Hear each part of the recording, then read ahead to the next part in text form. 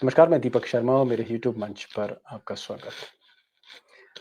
दोस्तों, आज की तारीख में महाराष्ट्र के सबसे बड़े खिलाड़ी एकनाथ शिंदे पिछले 2 दिन से अपने गाँव में हैं और गाँव में भी पूरे एकांत में। दरवाज़ा बंद कर रखा है, दरवाज़े के साथ-साथ मोबाइल फ़ोन भी बंद कर रखा है, किसी का फ़ोन नहीं ले रहे, चाहे दिल्ली से कोई फ़ोन आए, चाहे मुंबई से फ़ोन आए।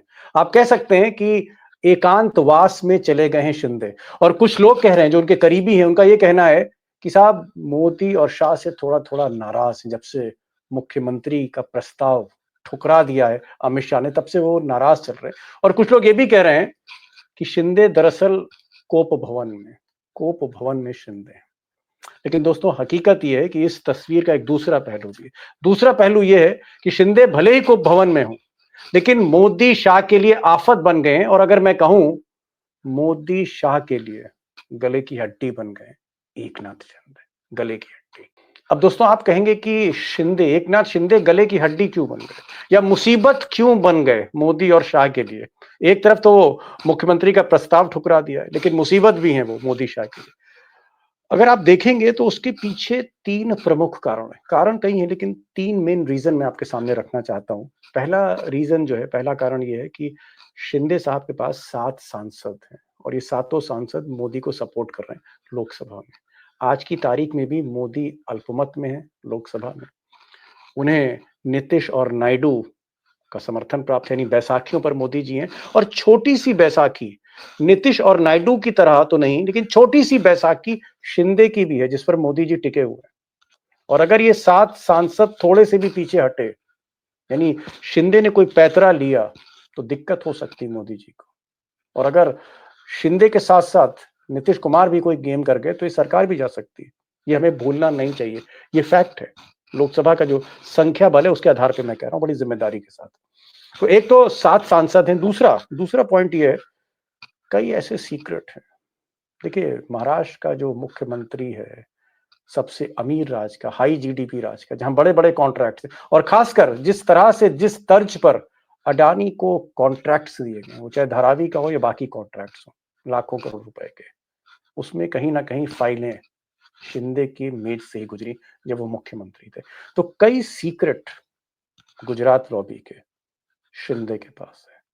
ऐसा नहीं है कि सिर्फ शिंदे की फाइल अमित शाह की टेबल पे ही रखी है। शिंदे की टेबल पर भी शाह की फाइल है, अडानी की फाइल। और आप सोच सकते हैं कि अगर शिंदे चाह गए, जो आदमी उद्धव ठाकरे के साथ हिसाब किताब कर सकता है, वो अमित शाह के साथ भी किसी मोड़ पर कर सकता है। अगर शिंदे ने मुंह खोला, तो दोस्तों मैं हकीकत बता रहा हूँ, दिक्कत हो जाएगी गुजरात लॉबी को, दिक्कत हो जाएगी, मुसीबत में पड़ जाएंगे। अगर मुंह खोला, अगर एक भी भेद खोल दिया, तो दिल्ली दरबार हिल सकता है। दोस्तों, सवाल यह है कि कोप भवन से जब भी शिंदे बाहर निकलेंगे तो करेंगे क्या। अब मुख्यमंत्री तो बन नहीं सकते भाई, और सही बात भी है कि बीजेपी सिंगल लार्जेस्ट पार्टी है और बीजेपी अपना मुख्यमंत्री चाहती है। लेकिन अगर मुख्यमंत्री नहीं बन सकते शिंदे, तो क्या कर सकते हैं? अगला कदम शिंदे का क्या होगा, और ये देश की राजनीति में ये जो अगला कदम शिंदे रखेंगे, इसके मायने होंगे। इसीलिए आज इस सवाल की तह में मैं जाना चाहता हूं कि शिंदे क्या वाकई गले की हड्डी मोदी और शाह के लिए बन गए, एक बहुत बड़ी मुसीबत बनते जा रहे हैं। 3 खास मेहमान हैं हमारे साथ। सुधीर सूर्यवंशी जी हैं, मुंबई से सीधे जुड़ रहे हैं और मंत्रालय को समझते हैं, और 2 दिन पहले ही शिंदे के लोगों से उनकी बातचीत भी हुई थी। हमारे साथ प्रकाश पोरे हैं। जब शिंदे साहब ऑटो चलाते थे, तब से जानते हैं। शिंदे के उत्थान को देखा है, शिंदे की यात्रा को देखा है प्रकाश पोरे साहब ने। उनसे भी मैं बात करूंगा कि शिंदे दरअसल हैं क्या, उनके दांव पेच क्या है, कितने बड़े खिलाड़ी हैं। और मेरे साथ उमाकांत लखेड़ा भी होंगे कि राष्ट्रीय राजनीति पर इसका क्या फर्क पड़ेगा, क्या शिंदे दिल्ली के लिए भी एक बड़ा फैक्टर है। ज्यादा समय नहीं लूंगा, इन तीनों के पास चलते हैं। इस तस्वीर को समझने की कोशिश करिए। सिर्फ फडणवीस मुख्यमंत्री बनेंगे या कोई और मुख्यमंत्री, सवाल दोस्तों ये नहीं है कि महाराष्ट्र में मोदी जी ने चुनाव की, आप कह सकते चुनाव का संग्राम जीत लिया। खबर ये नहीं है, खबर ये है कि शिंदे आगे क्या करने जा रहे हैं। Big news. सुधीर जी, मेरा सवाल ये है कि आखिर क्या वजह है कि एकनाथ शिंदे कल तक सुर्खियों में थे और आज कोप भवन में है। कल तक भीड़ से घिरे हुए थे और आज अकेले कोप भवन में। आखिर वजह क्या है कोप भवन जाने की? क्या चाहते हैं शिंदे जो नहीं मिल रहा है?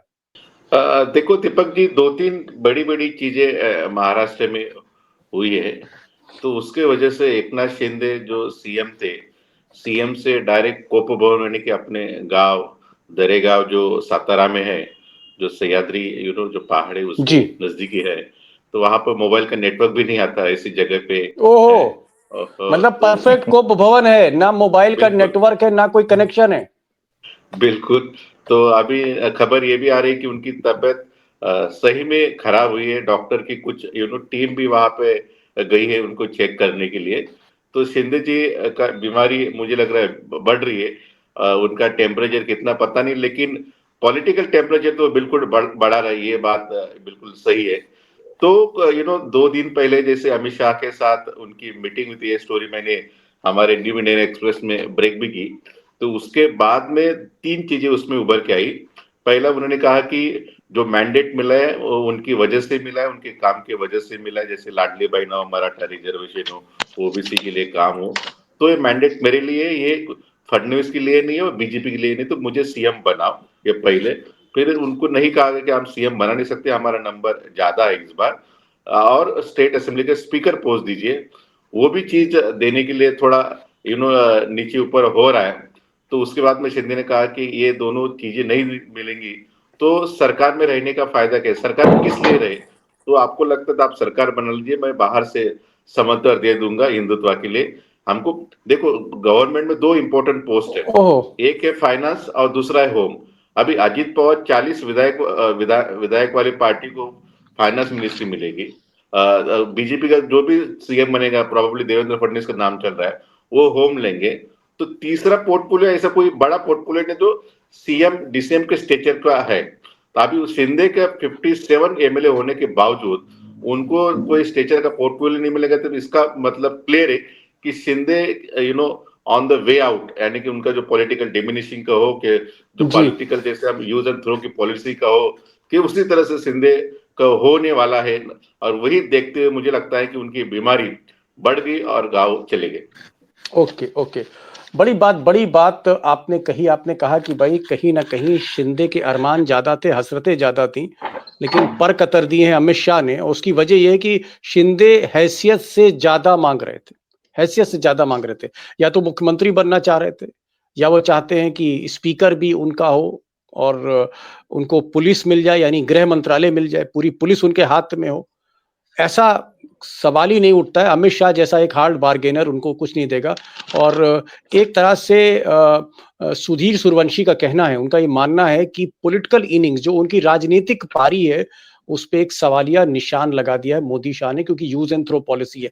मैं जरा प्रकाश जी के पास चलता हूँ। प्रकाश जी, आपने तो भाई शिंदे का सफर, जब वो ऑटो चलाते थे, ऑटो चलाते चलाते और वो मुख्यमंत्री बने, ये सारा सफर आपने देखा है। मैं ये चीज जानना चाह रहा हूं प्रकाश जी आपसे कि क्या शिंदे पर एतबार नहीं किया अमित शाह ने? क्या शिंदे एतबार के लायक नहीं है? प्रकाश जी। देखिए, राजनीति के अंदर अभी मुझे बताइए दीपक भाई, अभी ये बातें करके कोई फायदा नहीं है कि विश्वास के लायक नहीं है, नीतिमत्ता नहीं है वगैरह। ये तो सारी बातें अब गंगा को मिल गई है, अभी कोई गंगा में विषय बह नहीं रहा। गई।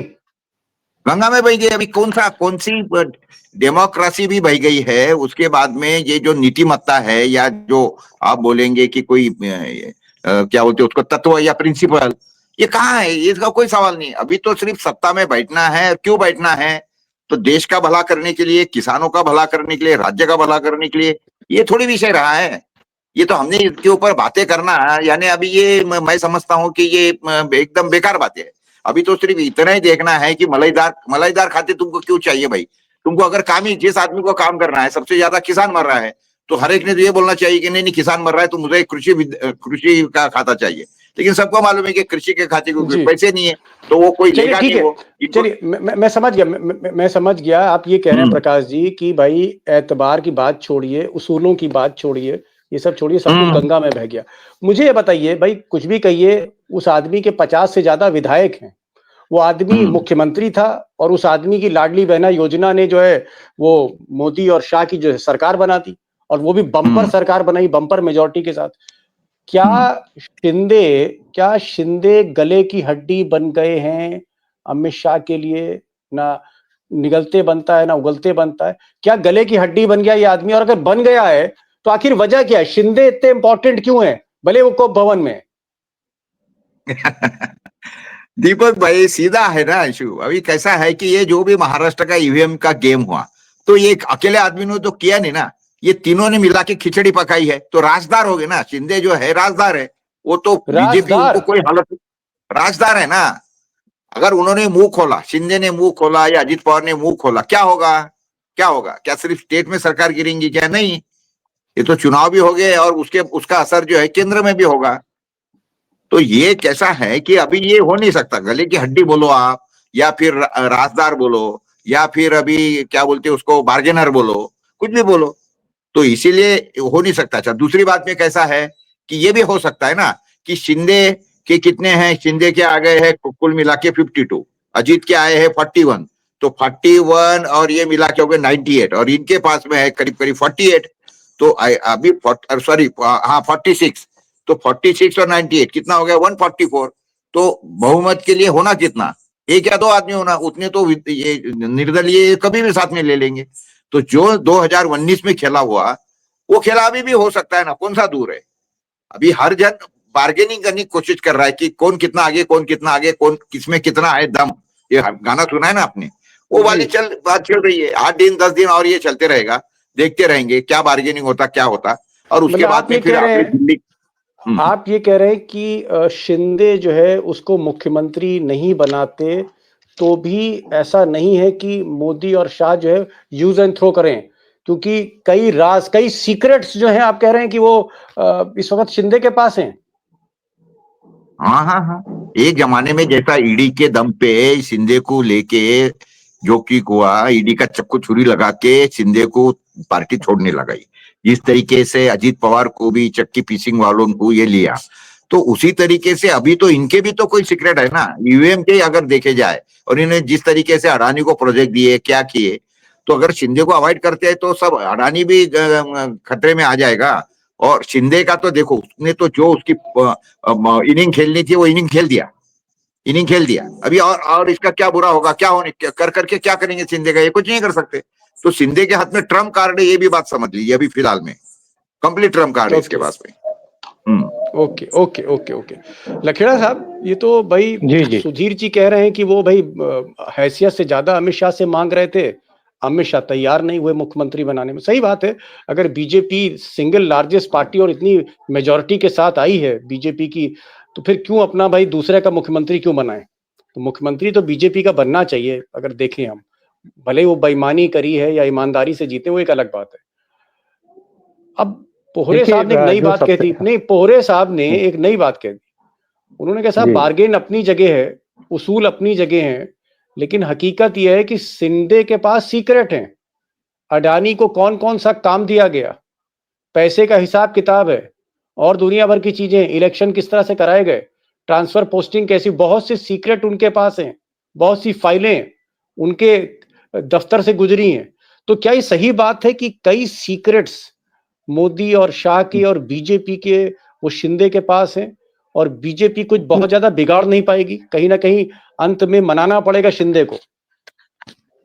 नहीं, मैं ये मानता हूं कि सीक्रेट तो बीजेपी क्या करती है, बीजेपी जिसको साथ रखती है उसके भी सीक्रेट लेती है, सीक्रेट फाइल बना लेती है, और बीजेपी भी बना लेती है, और जो बीजेपी के खिलाफ बीजेपी के साथ होता है वो भी बीजेपी की फाइल बनाता रहता है।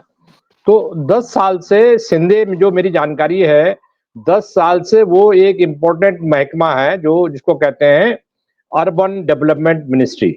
वो अर्बन डेवलपमेंट मिनिस्ट्री उनके पास है महाराष्ट्र की, और अर्बन डेवलपमेंट मिनिस्ट्री में कितना ठेका होता है, कितना घपला होता है, करोड़ों खरबों का बजट है, कोई अथाह समुद्र है वो अर्बन डेवलपमेंट मिनिस्ट्री। तो उसमें आप जो है शिंदे साहब के जितने भी कारनामे हैं, मेरी महाराष्ट्र से बात हो रही थी तो उन्होंने कहा कि शिंदे साहब की भी बड़ी मजबूत अच्छी पक्की फाइल बनी हुई है। लेकिन सवाल ये नहीं है, सवाल ये है, मैं 2-3 बातें बहुत क्लियर कहना चाहता हूं कि अमित शाह और मोदी किसी भी कीमत पर शिंदे को डिच नहीं करेंगे, उनको नाव में बिठा के रखेंगे। उसका कारण क्या है कि शिंदे के 7 एमपी मोदी सरकार को पार्लियामेंट में सपोर्ट कर रहे हैं। अगर दो अभी 293 है, 7 एमपी चले जाएंगे, जी 286 रह जाएंगे।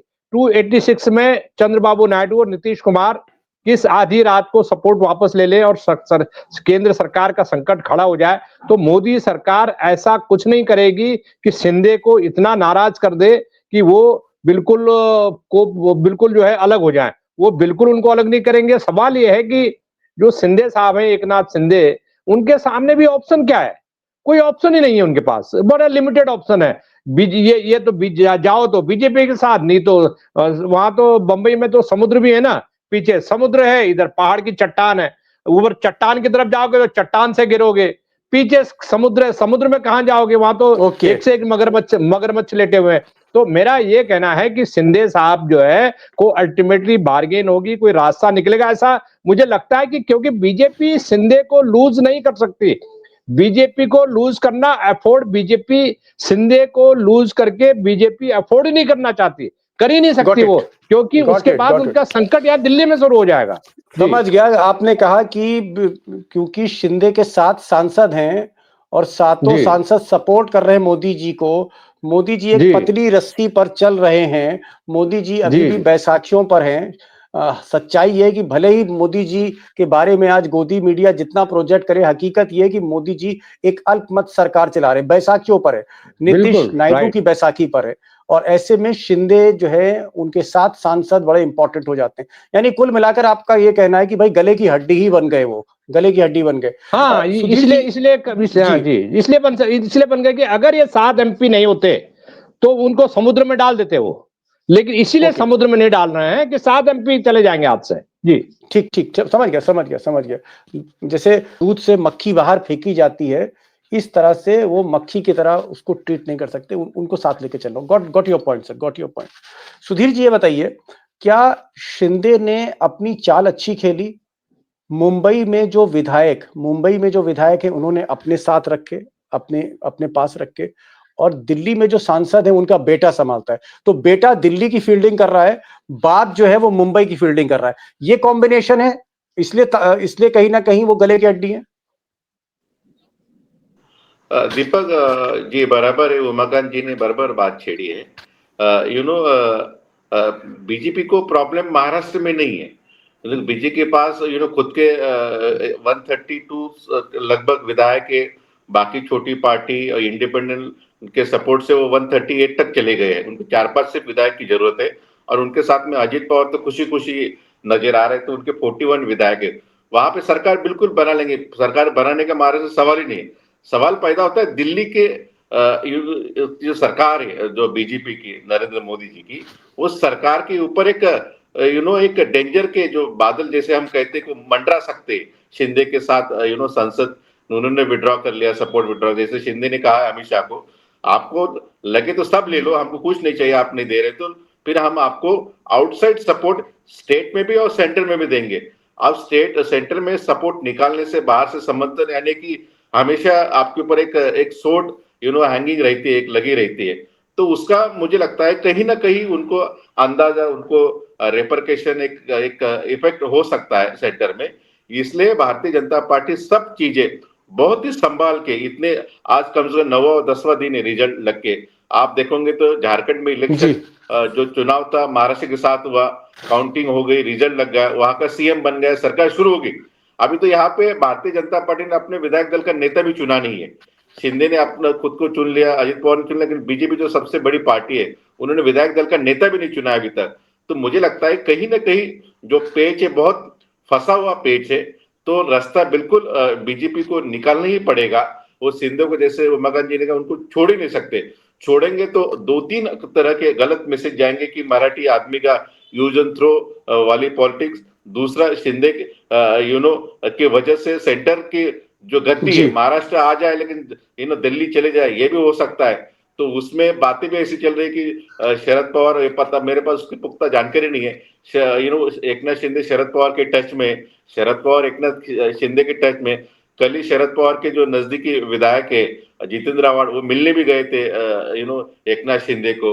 तो बहुत सी चीजें चल रही है, तो उसका मुझे लगता है पता नहीं वो चीजें किस रास्ते पे जाएगी। Okay, got it. कुछ भी हो सकता है, लेकिन हाँ, सुधीर जी कह रहे हैं पेच फंसा हुआ है, पेच फंसा हुआ है। आधे सीक्रेट अमित शाह के पास हैं और आधे सीक्रेट अमित शाह के इस वक्त शिंदे के पास हैं। मतलब डील बराबर की है।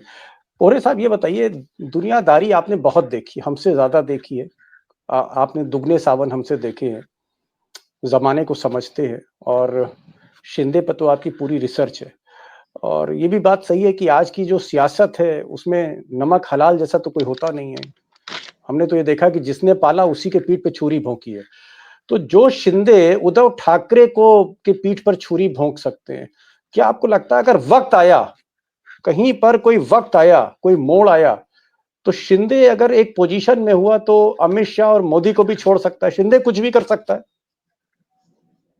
बिल्कुल, क्यों नहीं कर सकते हो और क्यों नहीं करना चाहिए। तो ऐसा देखिए, आप 2019 में इनकी सरकार बनने वाली थी, लेकिन जिस तरीके से ये अड़े रहे कि नहीं नहीं उद्धव को नहीं बनने देंगे, आखिरी हाथ में क्या लगा, 2.5 साल निकल गए और जबरदस्ती 2.5 साल इन्होंने लिए। तो उन्होंने जो देखिए ऐसा है, बोया पेड़ बबूल का, तो फल, हाँ, बोया फल पेड़ कहाँ से बबूल होंगे? का, तो आम कहाँ से आए? इन्होंने कौन सा नीतिमत्ता और ये किए, कौन सा बोया? तो इन्होंने भी तो सारा राजनीति और इसी तरीके से सारा ये करना ही कर दिया ना। अच्छा, तो मुझे एक लाइन में बताइए पोरे साहब, एक लाइन बता ठीक। दीजिए, एक लाइन हाँ। बता दीजिए, सब पूरे दोस्त समझ जाए। क्या शिंदे खिलाड़ी है? खिलाड़ी कितना बड़ा है शिंदे? अरे शिंदे ने खुद बोला है ना दीपक जी कि मुझे हल्के में मत लो करके, और ओहो, पब्लिकली बोला है उसने, हल्के में मत लो। तो देखिए, सारी चीजों से वो आदमी पावरफुल है, पैसे की कोई कमी नहीं है।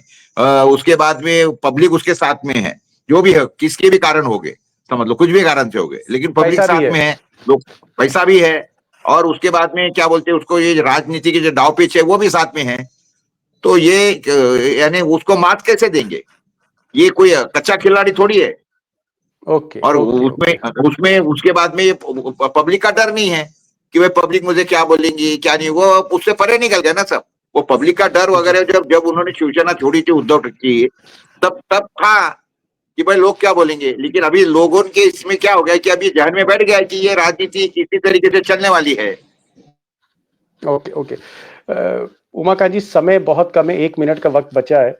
मुझे लगता है आखिरी सवाल आपसे पूछें, क्या आप मानते, भाई आपने भी एक वक्त गुजार दिया सियासी दांव पेच देखते देखते देखते देखते, क्या ये शिंदे जो है ये छाती पे मूंग दलेगा अमित शाह और मोदी के आने वाले 5 साल में? इतना आसान नहीं है इससे निपटना। नहीं, ये देखिए, इनके साथ अगर कोई समझौता होता है तो निश्चित रूप से उनको सरेंडर करना पड़ेगा शिंदे को, और शिंदे सरेंडर कर देंगे फिलहाल के लिए, लेकिन वो 5-6 साल भर के अंदर वैसा बैक फायर करेंगे कि इनको इनका नानी याद आ जाएगी, ऐसा मेरे को बताया गया। मेरे का जो फीडबैक है, नंबर एक बात। नंबर दूसरा मेरा, हाँ यस, नंबर दूसरा मेरा बेत है कि जो गुजरात लॉबी है वो इनडायरेक्टली देवेंद्र फडणवीस से भी पीछा छुड़ाना चाहती है। तो ये पता लगा मेरे को कि मुरलीधर मेहोल जो पुणे के एमपी हैं, जो सिविल एमओएस है, हाँ, वो जो है सिविल एविएशन एमओएस है, सिविल एविएशन कोऑपरेटिव, उनको प्रोजेक्ट किया जा रहा है कि ये सक्सेसर हो सकते हैं, ये चीफ मिनिस्टर हो सकते हैं, क्योंकि गुजरात लॉबी, अमित शाह, मोदी ये फॉर्मूला मध्य प्रदेश और राजस्थान में लागू कर चुके हैं। तो वो चाहते हैं एक नया फ्रेश चेहरा हो, जिनसे कोई थ्रेट ना हो, और इधर से क्या होगा, आरएसएस के आदमी है, क्लोज मराठा है। अब इनको क्या है, इनकी प्रॉब्लम क्या है कि ये मराठा ही स्थापित करना चाहते हैं। जी लकेड़ा साहब, भाई शिंदे साहब की तो नींद हराम है ही, नींद तो आ नहीं रही। अब आप फडणवीस की भी नींद उड़ा रहे हैं इस तरह की बात करके। सुधीर जी, भाई फडणवीस को तो सोने दीजिए, बताइए। नहीं, उनको पार्टी प्रेसिडेंट का ऑफर दिया जा सकता है। एक बार मंत्रालय से पूछ लेते, भाई ये तो मंत्रालय कवर करते हैं महाराष्ट्र का। सुधीर जी, फडणवीस तो ठीक है ना? नहीं, वो भी मुझे लगता है जैसे रिजल्ट आया तो 2-4 दिन में उनका कैंप बहुत श्योर था कि फडणवीस जी ही सीएम बनने वाले हैं। लेकिन जैसे जैसे वक्त गुजर रहा है तो उनके कैंप में भी हड़कम बोलो चलिए, जो रायता, लेकिन फिलहाल चांसेस हैं फडणवीस साहब। तो वो भी श्योर नहीं है कि किस दिशा में चीजें जाएंगी। चलिए, खैर नहीं, मैं कह रहा हूँ वैसे चांसेस मोदी और शाह के रहते तो कोई भी श्योर नहीं है। और मुझे लगता है कि एक मिनट, एक सेकंड दीपक जी, आपके दर्शकों को ये बताना जरूरी है। मेरी रिपोर्ट ये है कि मेरे को पुणे से एक फोन आया कि साहब गुजरात के एक बड़े बिजनेसमैन ने पुणे में फोन किया कि हमको ये जिम्मेदारी दी गई है कि मुरलीधर महल को चीफ मिनिस्टर बनाया जा रहा है। चलिए, और पुणे के जो दर्शक हैं वो जरा चेक करें, आप दोनों भी चेक करें, वहां पोस्टरबाजी शुरू हो गई है, वहां मिठाई चलिए, बंटना ठीक है। हलचल शुरू हो गई है जी। मैं तो ये भी बड़ा एक हलचल है। मैं फडणवीस पे दोस्तों फिर वीडियो बना दूंगा। आज तो बात हम शिंदे की कर रहे थे कि भाई शिंदे अगर कोप भवन में बैठे हैं और नाराज हैं कहीं ना कहीं, और मोदी और अमित शाह के साथ जो उनकी बार्गेन है, जो डील है, वो डील पूरी नहीं कर रहे अमित शाह, क्योंकि हैसियत से ज्यादा शिंदे साहब मांग रहे हैं। और अमित शाह और मोदी इतनी जल्दी किसी को देते नहीं है दिल खोलकर। 56 इंच की छाती जरूर है, लेकिन दिल जो है बार्गेन में मोदी जी बहुत हार्ड बार्गेन करते हैं। तो बहरहाल एक चीज जो समझ के आ जा रही है कि शिंदे मुख्यमंत्री दोबारा भले ही ना बने, लेकिन शिंदे ने गेम फंसा रखा है मोदी जी का। मोदी जी की जो बैसाखियां हैं उसमें 7 सांसद शिंदे के भी हैं, और यहीं पर दुखती रह गए। यानी अगर आधे सीक्रेट जो पोहरे साहब कह रहे थे, आधे सीक्रेट, आधे राज अगर अमित शाह के पास है शिंदे के, तो शिंदे के पास भी कई राज है, और सबसे बड़ी चीज उनके पास 7 सांसद हैं। तो ये आप कह सकते हैं दोस्तों कि कहीं ना कहीं विक्रम बेताल जैसा मुकाबला है, और कौन किसकी छाती पर चढ़ेगा हम लोग नहीं बता सकते। बहरहाल शिंदे का क्या होगा, लेट्स सी। हमें अभी रुकना पड़ेगा 5 तारीख तक, और तब देखते हैं कि कौन मुख्यमंत्री बनता है। अब नहीं, पूरे साहब आप बावनकुले भी है, बावनकुले है, विनोद तावड़े है, राधा कृष्ण विखे पाटिल है, लाइन में बहुत लोग हैं। अरे मत दिल दुखाइए भाई फडणवीस साहब का। बहुत बहुत शुक्रिया पोरे साहब जी। हाँ सुधीर जी, दीपक जी, आपको पता था विनोद तावड़े जी बम्बई में, और हर दिन वो कांग्रेस अपना बीजेपी के कार्यालय में जा रहे, देवेंद्र फडणवीस के नजदीक के लोग बोल रहे, अरे भाई ये आदमी इधर क्यों बैठ रहा है, ये तो यहाँ का इंचार्ज नहीं, इलेक्शन का कुछ लेना देना नहीं, ये तो दिल्ली में चाहिए, इधर बैठ क्यों रहा है। तो उनका टेंशन बढ़ रहा है। चलिए खैर, एक चीज तो ये भी है कि छुरियां जो हैं वो सिर्फ अमित शाह और शिंदे के बीच में नहीं चल रही हैं। सियासत की छुरियां, सियासत की जो छुरी है वो बीजेपी के अंदर भी बवाल मचा हुआ है। पूरे साहब आप आए, आप जुड़े इस कार्यक्रम में, और आपने बहुत सी बातें बताई आपने शिंदे के बारे में, बहुत बहुत शुक्रिया उसका। और सुधीर जी आप जुड़े मुंबई में मसरूफियत के बावजूद, बहुत बहुत थैंक्स। लकीड़ा साहब आपका भी बहुत बहुत thanks. Thank you so much for joining. Thank you, नमस्कार।